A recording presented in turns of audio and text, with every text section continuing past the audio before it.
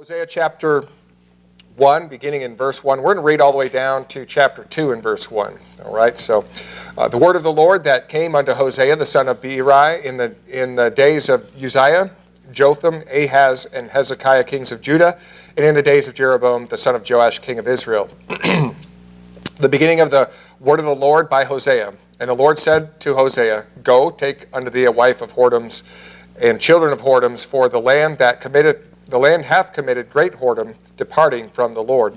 So he went and took Gomer, the daughter of Diblaim, which conceived and bare him a son. And the Lord said unto him, Call his name Jezreel, for yet a little while, and I will avenge the blood of Jezreel on the house of Jehu, and will cause to cease the kingdom of the house of Israel. And it shall come to pass in that day that I will break the bow of Israel in the valley of Jezreel. And she conceived again and bare a daughter, and God said unto him, Call her name Lo-Ruhamah, for I will no more have mercy on the house of Israel, but I will utterly take them away. But I will have mercy upon the house of Judah, and will save them by the Lord their God, and will not save them by bow, nor by sword, nor by battle, by horse or horseman. Now when she had weaned Lo-Ruhamah, she conceived and bare a son. And then said God, Call his name Lo-Ammi, for ye are not my people, and I will not be your God. Yet the number of the children of Israel shall be as the sand of the sea, which cannot be measured nor numbered. And it shall come to pass in the place where it was said unto them, Ye are not my people, there it shall be said unto them, Ye are the sons of the living God. Then shall the children of Judah and the children of Israel be gathered together, and appoint themselves one head, and they shall come up out of the land, for great shall be the day of Jezreel. Say unto your brethren, Ammi, and unto your sisters, Ruhamah. Father, I thank you for this day. Thank you for the grace that we find in your word. And I pray as I speak tonight that you would guide my tongue and guard it. Make us here tonight faithful to your word. As I preach and as we listen, apply it to our hearts, we pray in Jesus' name. Amen. The other day, I had to parallel park the Yukon outside of Village Hall. That was a traumatic experience for me.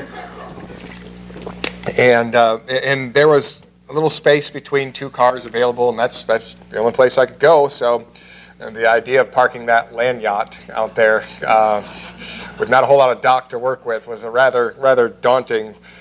So how could I park that big bronze beast in that little spot? Well, I sat there for a minute, and then I recalled a bygone era of life when I was 15 years old, learning how to drive in driver's ed with my driver's instructor, Mr. Trinka, and he had the unparalleled joy of helping me learn how to parallel park a 1980s era Chevy Caprice Classic. It was probably as big as that Yukon out there. And so I failed on my first approach. I grew up in a little town like this, so we had to look for places to parallel park, right? And maybe like they do around here, I don't know how they do it, we had to drive an hour to find a stoplight so we could practice going through red lights and things like that. But I failed my first couple of attempts to parallel park. And the reason I failed is because I just did not do what the instructor told me to do. But finally, I got it together. I passed the test. Well, a few years later, and here I am sitting in my land yacht, wondering how to parallel park again. Because we live in, like I said, in a small town, so I don't really do this a lot, right?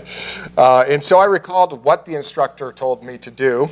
And I took comfort in the fact that nobody seemed to be looking. And so I pulled up beside the front seat of the car in front of me there, parallel with that, with my seat parallel to the driver's seat there. Do you guys know what I'm talking about yet? All right. Then I put it in reverse. I did not hit the warning flashers because I just ignored that part. But I put it in reverse, and I cut the wheel all the way. That's the part I wouldn't do in driver's ed. I just thought that you can't go all the way with this. I cut the wheel all the way, took that sharp turn. As I passed the trunk of the car in front of me, I corrected the wheel, and boom, the land yacht was at the dock. I mean, no trouble, no sweat. All right. And it worked. I had to recall what my driving instructor showed me about parking and why he showed it to me. All right, so he showed me what to do. Pull up parallel with the driver's seat in the other car, cut it all the way. Trust that instinct. That, it goes against all my instincts. You're not supposed to turn that sharp into the curb, right? You go all the way, and then as you pass the trunk, just cut it back. Or if you buy a Buick nowadays, I've seen the commercials. Just take your hands off the wheel, and it does it, right? That's just wrong. All right, park your own car. Does yours do that, Kathy? Oh, see. Oh, that's too bad. I was going to make fun of you for that, but that just takes down the whole. That's the best thing to do is just avoid it. But anyway, goes against my instinct. But he showed me what to do there to be actually able, and I remembered. I can't believe I remembered from that long. It's probably been that long since I parallel parked. Well, I say all that to say this. That really elongated it, and this is a long sermon, so I better get into it. God shows us something in our text. He shows us mercy. And notice the last verse that we read in the text in chapter 2, verse 1. Say ye unto your brethren, Emmi, or am I? Maybe Emmi, I don't know. And to your sisters, Ruhama. Ruhama means mercy is shown. That's the title of this message and the next message, I guess, part 1 and part 2. Mercy is shown. God shows us mercy. And when God shows us mercy, this is the question I want to get at. What does he show us? What does he reveal when he shows us mercy? And equally as important is a second question. Why does he show it? We'll tackle that question more next week. But what does he show us when he shows us mercy? And why does he show it? And so I want to get to the bottom of these questions about mercy. And when showing us mercy, just like my driving instructor showed me what? He showed me certain things about parallel parking. God shows us what? Certain things about mercy. What does God show us? And then we'll maybe touch on it a little bit tonight, but mostly next week. Why does he show it? So the book of Hosea breaks down into two main sections. There's a narrative section that serves as a metaphor also. Those are chapters 1 through 3, those three sections. And then there's a section of sermons or prophecy, and that's the rest of the book, chapters 4 through 14. And in the section, in the first section, God commanded Hosea to marry an immoral woman who would prove to be unfaithful to him. A lot of people want to be prophets these days. I don't know why, because you read the Old Testament, they did not have good lives a lot of times. And here's Hosea, and God tells him to marry an immoral woman that would prove to be unfaithful to him. Now, why would God do that? Well, God commanded Hosea to marry an adulterous woman in order to illustrate his relationship to Israel and ultimately to demonstrate his love for Israel, what it was like and how God loved this adulterous people. And so Hosea married Gomer, a woman who was indeed sexually promiscuous. We're not given much detail on this, but I believe Gomer was immoral before Hosea married her. And I believe she had a reputation. I think she was known to be immoral. Otherwise, how could Hosea know who to marry? God said, go marry an immoral woman. And so if you didn't know who it was, how would you go about, the proposal? Are you immoral? All right, will you marry me? or I heard you're immoral. No, that would be a bad situation there. So some Bible interpreters believe that, she was not yet immoral, that God was kind of looking into the future when he said this. And so he's telling Hosea she would be immoral. And I don't think the text warrants that because it puts it in the present tense. And by the way, what's the difference? Would you rather jump off a cliff or be pushed off? You end up at the bottom of the cliff, right? And so I don't know if it's either here nor there, but I imagine that Gomer was perhaps a woman who had a scandalous past, but then had a religious conversion. Perhaps she was, in Hosea's early days of preaching and his prophecy, perhaps she was converted through his ministry. And so then I'm just kind of using a little bit of imagination here, so bear with me. This is not in the text, but I think maybe I can imagine about it. So perhaps she's converted, in Hosea's ministry, and then she begins to put her past behind her. She's growing. She's turning over a new leaf. And then Hosea marries her, and the couple begin a family with the birth of their first son, Jezreel. But Gomer's past temptations returned, and she fell back into this sin. And the record of Gomer's first child specifically names Hosea as the father. You see in verse 3, she bore him a son. The second and the third children birthed by Gomer are not specifically named as Hosea's children. It doesn't say she bore him a son and she bore him a daughter. And so we don't know for sure whether they were actually Hosea's children or if the children were product of other lovers. So nobody else knew either, and I don't think Hosea knew. So in this way, Hosea's marriage and his family served as a metaphor that depicted God's relationship with his people, with Israel. In the first chapter, like the rest of the book, it demonstrates the beauty of the love of God toward his people.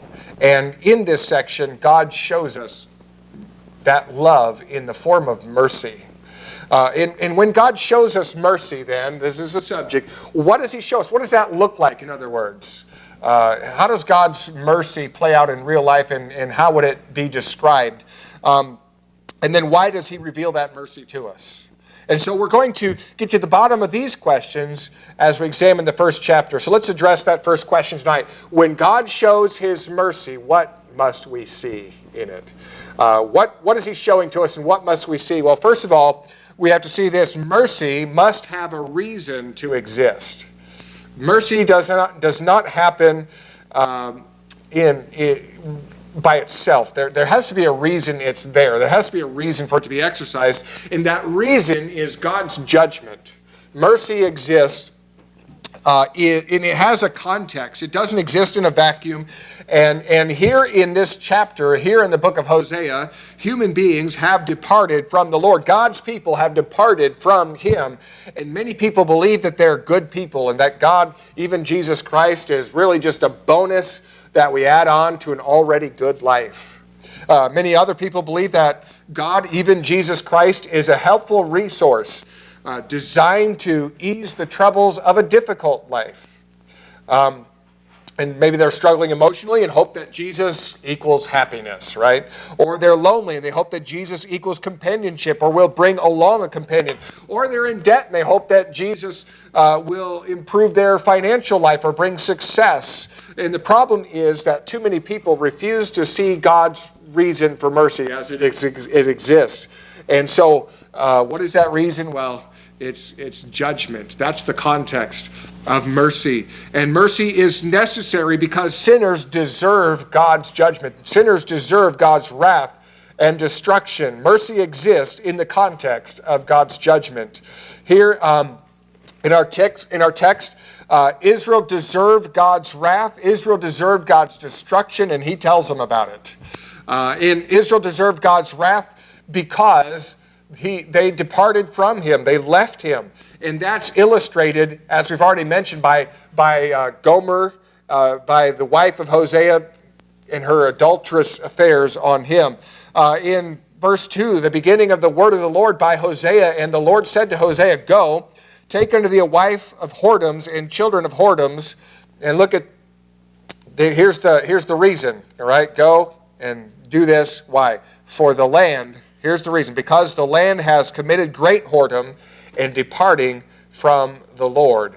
Now, I guess the technical term for this action is a prophetic speech act, in which the prophet does something strange, something shocking, and it's meant to drive home his message and get the attention of his audience. I don't like to do speech acts. I don't like theatrics when I'm speaking, and I just don't have the energy to do that, I guess. I remember a guy when we were at college, and every time he spoke in chapel, he would have a visual aid. And the one I remember most was a box of Life cereal. He was preaching about life, so he pulls out a box of Life cereal. And this is probably why I don't do this. I spent the whole time thinking about Life cereal while he was preaching. And so I know if I pull something out, you guys are just going to, it's bad enough, this bottle of water. So anyway. But the prophets did these speech acts. They were designed to drive the message home. For instance, Isaiah walked about naked and barefoot for 3 years as a sign of the coming exile of Egypt and Cush. So that's Isaiah chapter 20, verses 3 through 5. And I don't know how naked he was, if God if they had understood that in a certain way or not. But that's what the sign was. That's what he did. Ezekiel, I'm glad I'm not the prophet Ezekiel, because he had to lay on his side for over a year. He had to make a model of the city of Jerusalem, build a model siege around it. Good so far. And then he had to lay on his side for over a year, laying like a mock siege to that little town he built. All right? And then when that was over, he had to lay on the other side. I guess that's better. You get to roll over, right? Had to lay on the other side for 40 more days, I believe. And during that time, he had to cut off his hair and cut it up with the sword, burn part of it, and scatter the rest of it. All of this was a prophetic speech act. People would walk by, and there's Ezekiel again. There he is. He had to bake his bread with manure and all of that stuff. And so also Ezekiel had another speech act, and that's when his wife died, and he was forbidden to mourn her. In Ezekiel chapter 24. Jeremiah the prophet, as a speech act, did not get married. And so in Hosea's case, his family life was his speech act. It was a living illustration of Israel's sin in her unfaithfulness to God. And we are meant to hear Gomer's treatment of Hosea and react in disgust. And we're meant to think, wow, she's guilty. She deserves whatever's coming to her. And God says, in the same way, Israel was guilty, and she deserves whatever she is going to get, whatever's coming to her. Israel deserved God's wrath and judgment because she had departed from him, from the Lord. And that's made clear by the illustration of Gomer's adultery. And then, so God illustrates this deserving judgment of Israel, and then God indicts Israel. So he illustrates the problem. Now he indicts Israel on her sin. God indicted Israel. Basically, that means he's lodging a formal complaint, a formal charge against her. Look at verse 2 again. At the end of the verse says, "For the land hath committed great whoredom, departing from the Lord." There's the formal indictment, the great controversy, the charges God is lodging against his wife. So it says the land has committed great whoredom. What is the land? And how can land be unfaithful to God? Has soil ever been unfaithful to you? Like you walk into, well, I guess my yard is. All right, it always grows the wrong stuff, weeds, right? No, the term land here though does not refer to the soil. It refers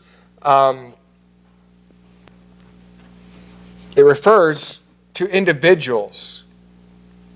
It refers to, I'm sorry, not to individuals. It refers to the culture of the country. Individuals all grouped together, all right? So they're all in one.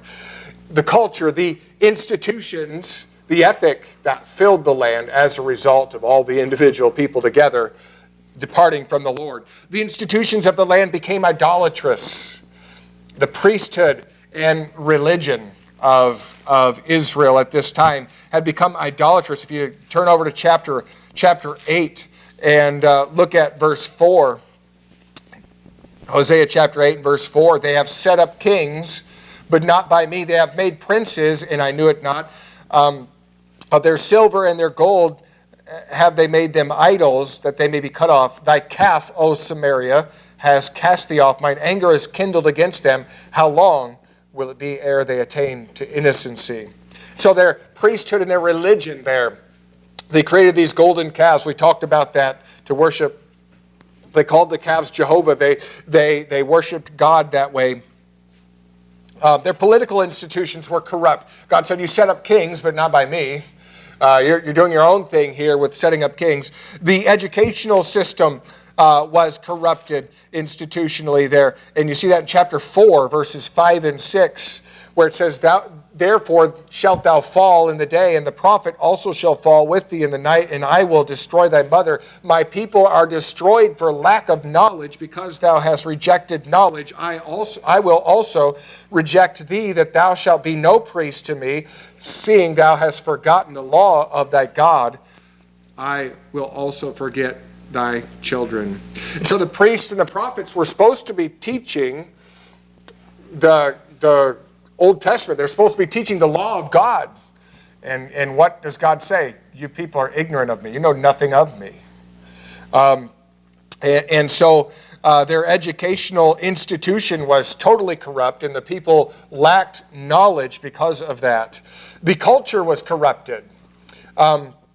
Truth had failed in the cultural dialogue. Verse 1 of chapter 4, hear the word of the Lord, ye children of Israel, for the Lord hath a controversy with the inhabitants of the land, because there is no truth, no mercy, or knowledge of God in the land. Truth had failed.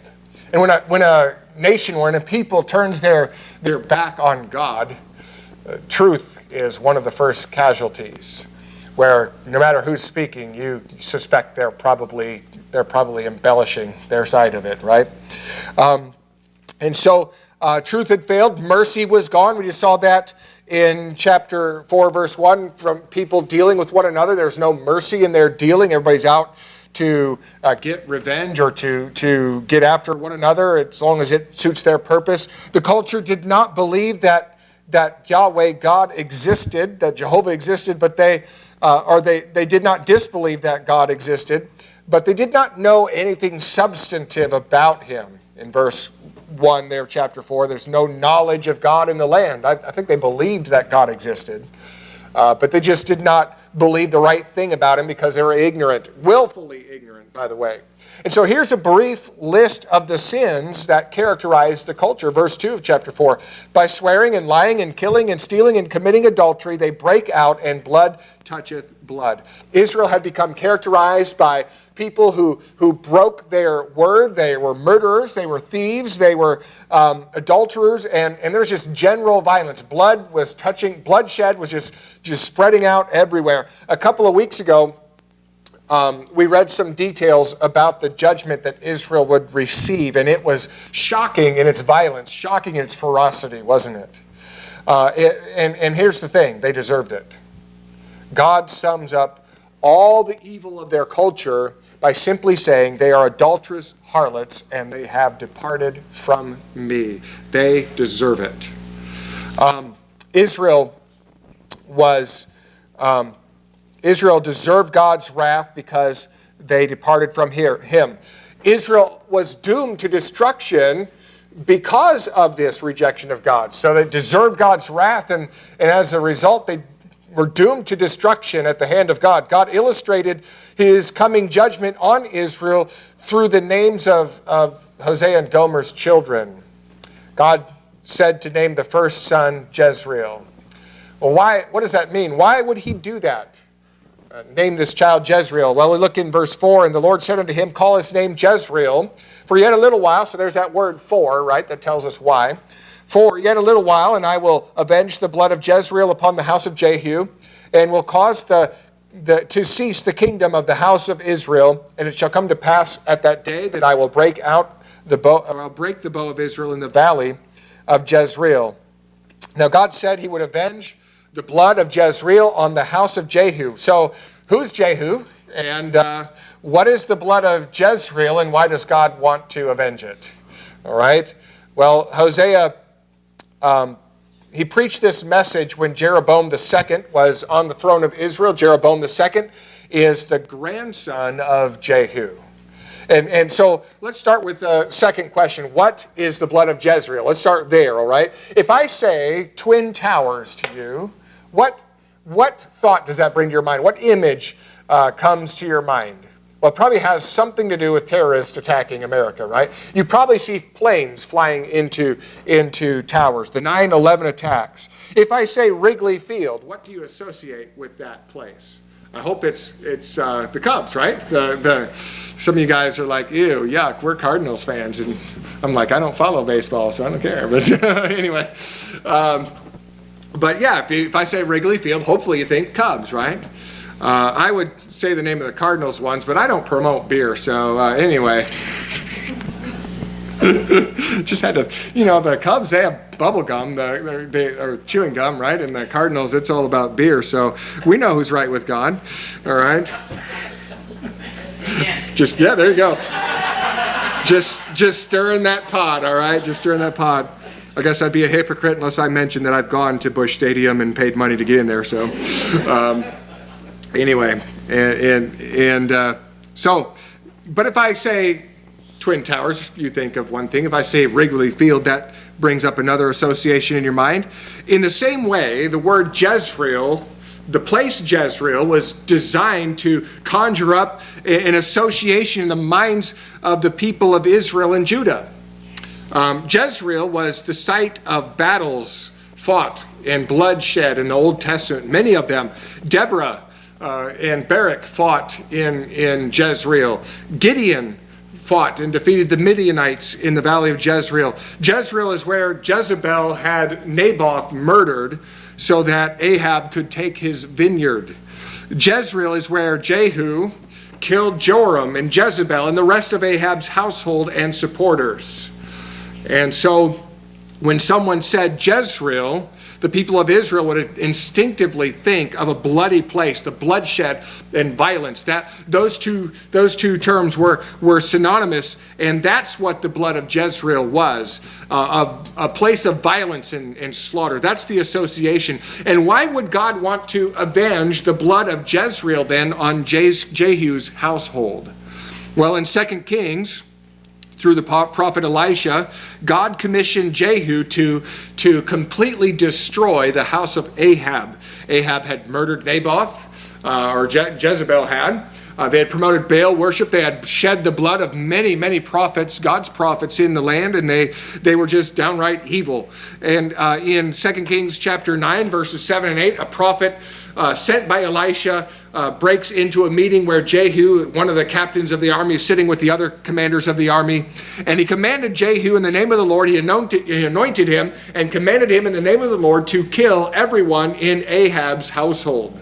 Jehu, he obeyed that command zealously, and he killed them all, including Jezebel. And then he called a big meeting at the house of Baal. And he said, no one ever worshiped Baal like I'm going to worship Baal. Let's get all the worshipers and priests of Baal here to the temple of Baal. Make sure there's no worshipers of the Lord there. They got them all in there. They locked all the doors, and they killed everybody. I mean, he carried out God's instructions with gusto.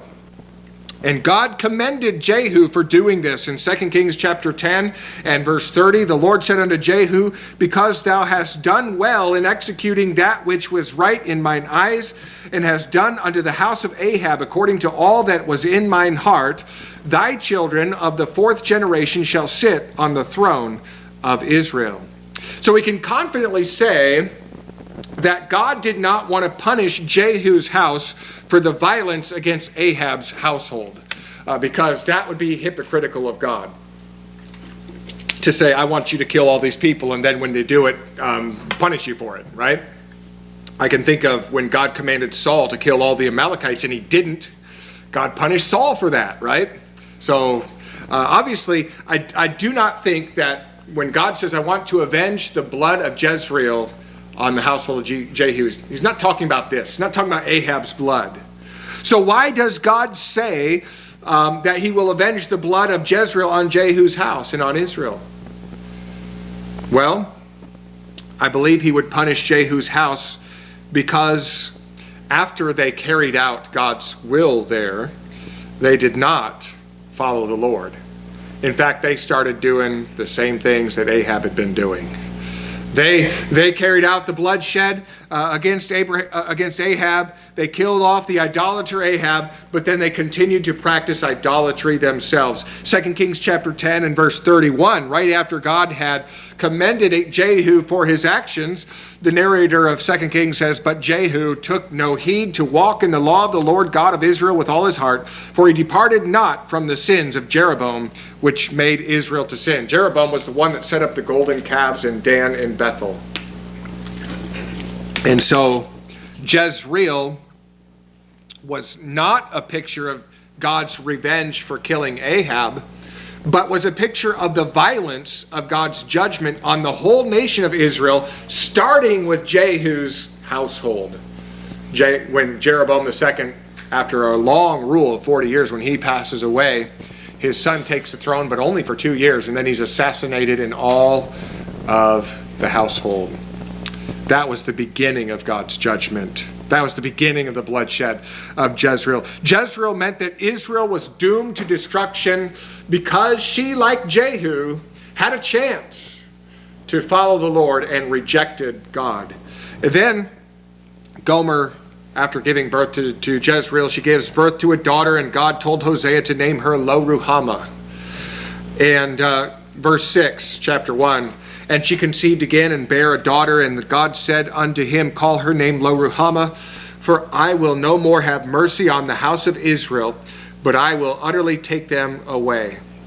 Now, Lo-Ruhamah just means no mercy. I will have no mercy. It's a great name for a cat, I think. But anyway, what a shock, though, it must have been to people who heard this little girl's name called in public. And they probably thought, what a monster. What monster would name their child, their little girl, No Mercy? Could you imagine that? And God promised through this sign, this speech act, that he would not have mercy on Israel. This meant that he would totally destroy that nation in judgment. They were doomed to destruction for their rejection of God. And then also, in this context of mercy, that is God's judgment, Israel was disowned by God.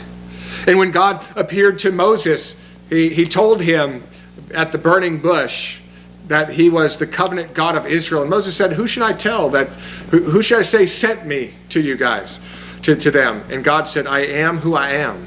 I am sent to you. That's my name, and I am taking this name with you. I am expressing the covenant that I have with Israel. God claimed ownership of his people at that time. And in a reversal of that language, God in effect says, I will no longer be I am to Israel. He disowned them. He says, you are not my people. I am not your God. In verse 8, when she had weaned Lo-Ruhamah, she conceived and bare a son, and then said, God, call his name Lo-Ammi, for you are not my people, and I will not be your God. Now, what does Lo-Ammi mean? Well, Lo-Ammi means not my people. It could also be translated no kin of mine. Now, what a shocking message to the people of Israel every time they saw this poor little kid in public. Who would name their child not mine? And I wonder if Hosea, when they weren't out in public, had to sit down and reassure his kids. I'm not sure. This name was a scandal, and perhaps Hosea did not know if the child really was his. More importantly, the child's name told Israel that God had denied paternity to them. He had disowned them. So, when God shows us mercy, what do we see? Well, we see that mercy does not exist in a vacuum. Mercy has a context. We see that mercy must have a reason to exist. And that reason is judgment, and it is deserved judgment. And so we are moving here to the end of this part of the sermon. And we just don't have time to move on past this. So let me just conclude with a few remarks here. Mercy must have a reason to exist. That's judgment. Next week, we're going to see two other aspects that God reveals of his mercy. One is that mercy must have a mission to accomplish. It has to have a reason to exist. It has to have also a mission to accomplish. And mercy also must have a means to function. And so we're going to look at these two other aspects of God's mercy in the future. And so far in our study of Hosea, we have seen a whole lot of judgment, haven't we? There's a lot of judgment in the book of Hosea, and this is the context of mercy. But there's a lot of mercy in the book of Hosea also. There's a lot of God's love. Mercy is never given, by the way, to a deserving people. We need to understand that as we understand the context of mercy. If it was given to a deserving people, it would not be mercy, it would be merit. And so this is an awkward pause in the message, but let's examine what mercy in context of judgment should produce in us. I'm reminded of a story In the early days of his presidency, Calvin Coolidge awoke one morning in his hotel room to find a burglar going through his pockets. And Coolidge spoke up, startled the young man, and he asked the burglar not to take his watch chain because it contained an engraved charm that he wanted to keep.